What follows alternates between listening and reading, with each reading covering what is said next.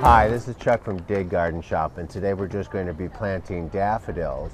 And I just want to show how easy it is to dig, drop, and done, the 3 Ds, and how to plant bulbs come in fall so that you're ready to have enjoyable spring blossoms such as daffodils.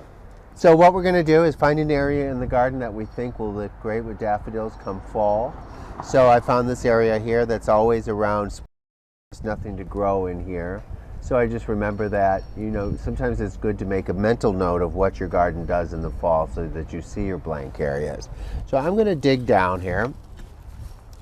These are the King David daffodils. Not for everybody. There's many kind of specialty daffodils, but the King Albert daffodils are the ones that are just so big and beautiful. We're going to place in our clump of daffodils, and I think 3 is always a nice number. We're going to go as far down as we can in that 6 inches, tucking them in, point up. And then we're going to add a toner, a root toner. And bone meal is one that is the #1 toner for roots. It is actually ground up bones. And what I'm using here is a 9% bone meal, 9% phosphate, and 9% nitrogen. It's everything you need to do for your root growth.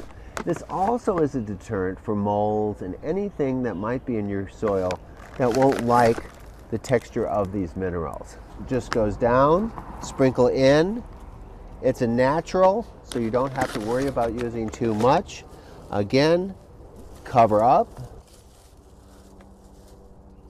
After we've done our daffodils, which is the 3 Ds, which is dig, drop, and done, we then have added our bone meal into the hole. And the thing to remember here is always good to get a good water in so that everything gets settled, that there's no air in the hole for varmints or for the roots to start. So that's how you plant daffodils. Dig, drop, done, adding bone meal, and then water the hole. And you're ready for next spring.